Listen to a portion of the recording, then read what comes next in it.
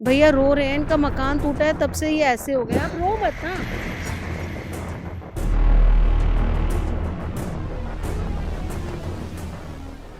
घर, हर किसी का सपना होता है घर लेने का। फर्क इस बात से नहीं पड़ता कि घर छोटा है या बड़ा है, पर घर तो घर ही होता है। अगर वो अपना हो तो इससे बड़ी खुशी की बात कुछ नहीं होती। किसी का घर बहुत जल्दी बन जाता है और किसी को एक घर बनाने में सारी जिंदगी भी लग जाती है।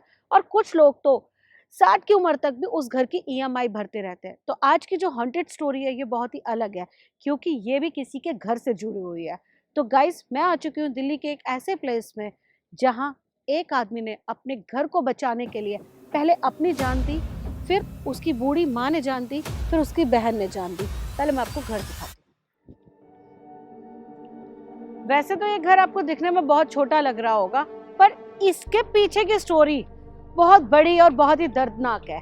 तो जिस इंसान का ये घर था उसका नाम रहमान था, और उसे ये घर बनाने में पूरी जिंदगी लग गई। 44 इयर्स का जब वो हुआ तब जाकर उसने ये घर बनाया। अक्सर डीलर्स या बिल्डर किसी भी जगह को बेच देते हैं और बेचकर ये भूल जाते हैं कि क्या वो जगह सही थी या गलत थी, या सामने वाले को हमने चूना तो नहीं लगाया। तो ठीक रहमान को भी ऐसा ही चूना लगाया गया था। उसे जगह एक अवैध जगह दे दी गई थी, जिसके बदले कीमत तो पूरी वसूल की गई थी। अब उसने जमीन तो ले ली, और जमीन लेने के बाद वो अपनी कामकाज वाली जिंदगी में लग गया। कुछ साल काम किया और काम करने के बाद पैसा जुटाया, और पैसा जुटाने के बाद उसने कंस्ट्रक्शन करके एक छोटी सी दुकान निकाली और छोटा सा रूम निकाला, और उस रूम में रखा अपनी कंवारी बहन और अपनी बूढ़ी माँ को। माँ परचून की छोटी सी दुकान चलाती, जिससे उसका और उसकी बेटी का खर्चा निकलता। रहमान घर को चलाने के लिए नौकरी करता। घर छोटा तो बहुत था, पर खुशियाँ बहुत बड़ी थी। तीनों लोग बहुत खुशी से अपने इस घर में रह रहे थे। फिर कुछ समय बाद उनके घर पे एक नोटिस आता है, और नोटिस में लिखा होता है कि जिस जमीन पर आपका ये घर है वो अवैध है। आपको नोटिस दिया जा रहा है 3 महीने के अंदर आप इस घर को खाली करें, अन्यथा बुलडोजर चला दिया जाएगा। रहमान को ये बात अजीब तो लगी। पहले उसने इस बात को सीरियस नहीं लिया।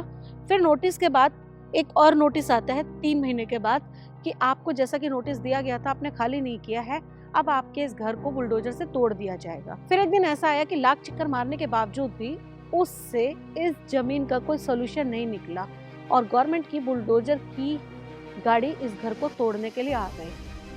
बहुत रोया वो, बहुत बहुत तड़पा, पर बुलडोजर के आगे उसकी कहाँ ही कुछ चलने वाली थी।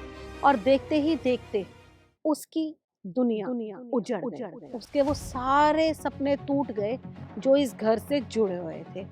फिर उसी रात रहमान ने जहर खाकर आत्महत्या कर ली, और उसकी बूढ़ी माँ ने भी सुसाइड कर ली। फिर बहन को लगा कि वो किसके सहारे जिएगी, उसने भी आत्महत्या कर ली। तो गाइस, अब दुनिया उजड़ गई, घर ऐसे ही पड़ा है। आज भी ऐसा कहा जाता है, किसी के रोने की, तड़पने की अजीब अजीब सी आवाज़ें सुनाई देती है। इस कॉलोनी के अंदर सिर्फ यही एक घर नहीं है, इसके अलावा भी बहुत से ऐसे और घर हैं जिन्हें तोड़ा गया, और तोड़ने के बाद उस घर में कोई ना कोई हादसा हुआ।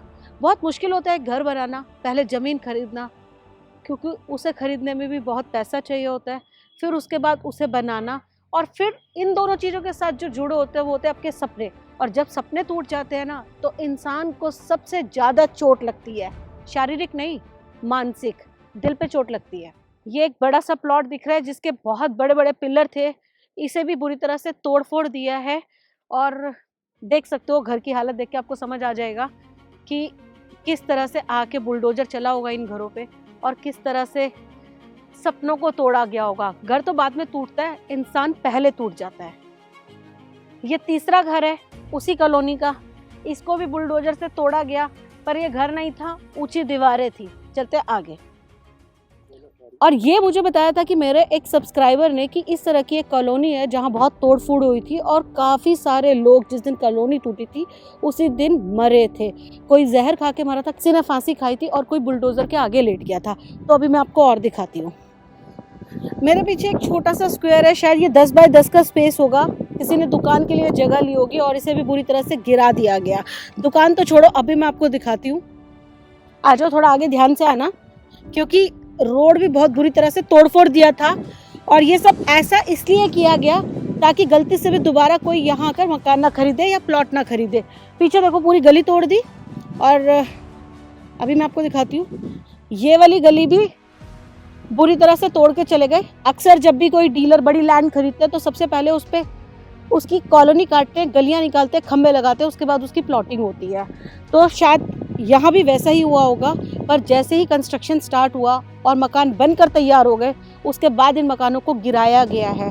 अगर गिराना ही था तो मकान बनते बनते गिरा देते, जब कॉलोनी कटी थी तब गिरा देते, किसी के सपनों को गिराने की क्या ज़रूरत थी। एक स्टोरी यहाँ की ये भी सामने आती है, जिस दिन मकान तोड़े गए थे उस दिन यहाँ रात को आग लग गई थी। अब वो आग लगी थी या फिर किसी ने लगाई थी, इसका कोई स्पष्ट प्रमाण नहीं है। अब मैं आपको आगे एक और मकान दिखाती हूँ। थोड़ा ध्यान से आना, यहाँ पर चींटियां हैं, पैर ना रखना गलती से। आ जाओ। अब एक मकान ये भी है यहाँ पर। अब ये भी छोटे साइज का ही है। अक्सर जब नई नई कॉलोनी कटती है ना, तो कॉलोनी में छोटे छोटे मकान कट के उस कॉलोनी की शुरुआत होती है, क्योंकि कुछ छोटे मकान कटते हैं, फिर थोड़ा बड़ा साइज होता है खरीदने वालों का, और फिर बड़े बड़े प्लॉट्स बिकते हैं। तो शुरुआत हर काम की थोड़ी टफ होती है। एक स्टोरी ये भी आती है कि जिस दिन यहाँ पर आग लगी थी, उसी रात कुछ घंटों बाद एक औरत ने मिट्टी का तेल छिड़क कर अपने टूटे घर के बाहर अपने आप को आग लगा दी थी। तब से ऐसा कहा जाता है कि रात के समय में जब कुछ मकान बचे हुए हैं, उन मकानों से लोग बाहर नहीं आते, क्योंकि अजीब अजीब से एक्टिविटीज़ होती हैं। गाइस देखो, मुझे इस जगह के बारे में नहीं पता था, मुझे मेरे एक सब्सक्राइबर ने इस जगह के बारे में बताया। अब इन स्टोरीज़ में कितनी सच्चाई है कितनी नहीं, ये तो मुझे नहीं पता। बट अगर आपके पास भी कोई इस तरह की लोकेशन है और आप चाहते हैं कि उस एरिया को जाकर मैं एक्सप्लोर करूं, तो प्लीज़ आप मुझे इंस्टाग्राम पर डीएम कर सकते हैं। भैया हमें मिले हैं, ये यहाँ पर काफ़ी टाइम से काम करते हैं। तो भैया एग्जैक्ट क्या हुआ, गरीब आदमी के साथ क्या हुआ? गरीब आदमी के साथ ये हुआ था, जहाँ पर मकान ले रखा था, मकान उसका तोड़ दिया, उससे बोला खाली कर दो। खाली नहीं कर रहा है तो बंदा मकान तोड़ दिया, भाई निकल जाओ, निकाल दिया उनको बाहर। जब ये कॉलोनी टूटी आप यही थे? हाँ जी। तो बहुत रोआ राट हुई होगी। हाँ, सब बस बॉडी भी बनती थी, जहाँ पर बस बॉडी का सारा कुछ तोड़ पाड़ के दे गए। और उसके बाद में जिसका मकान जो बना रहा था उसका भी तोड़ गए। और अब फिर दोबारा फिर आई थी जेसीबी, फिर तोड़ के गई अभी जो बना रहा। तो कारण क्या है यहाँ पर मकान टूटने का? मकान टूटने का कारण ये कहते हैं जमीन किसी और की है। तो जब मकान बनने शुरू हुए थे तब जिसकी जमीन थी उसको तब ध्यान नहीं आया था क्या? उसको नहीं पता, ये किसी ने बटाई पे ले रखी थी, उन्होंने बेच भाग के ऐसा काम कर दिया कि बेच दिया। ओहो, अक्सर गांव में जमीन ऐसे होता है, बटाई पे दे देते हैं, मतलब खेती तुम करो और कुछ हिस्सा हम ले लेंगे खेती का और कुछ हिस्सा तुम रखोगे, तो इसे बटाई बोलते हैं। आधा माल तुम रखोगे, आधा माल मैं रखूंगा। पीछे जहाँ सबके मकान तोड़ दिए गए, और किसी का पैसे वाली पार्टी है वो तो चलो झेल लेगा, जो गरीब आदमी ने लिया उसके पैसे बर्बाद हो गए। बिल्कुल बर्बाद हो गया, इंसान भी बर्बाद हो गया, पैसा भी बर्बाद हो गया। हाँ, ये इधर रहता है ये भैया ऐसे नशे में रहते हैं क्या? हाँ, ये ऐसे रहते। तो इनका मकान टूटा है क्या? और क्या मकान ये टूट रखा है, इधर भी रहता है, उस परली तरफ भी है। तो मकान टूटने के बाद हुई इनकी ये हालत? हाँ। कैसे तैसे करके मेहनत मजदूरी से इंसान एक मकान बनाता है, और जब मकान के साथ ऐसा हो जाता है तो इंसान की हालत कुछ ऐसी हो जाती है। अब मुझे भी यकीन हो गया है कि जो स्टोरी मेरे तक आई है ना, वो सच में बिल्कुल रियल है, क्योंकि भैया की जो सच्चाई है और आंखों के आंसू ने ना आज सारी हिस्ट्री खोल दी है।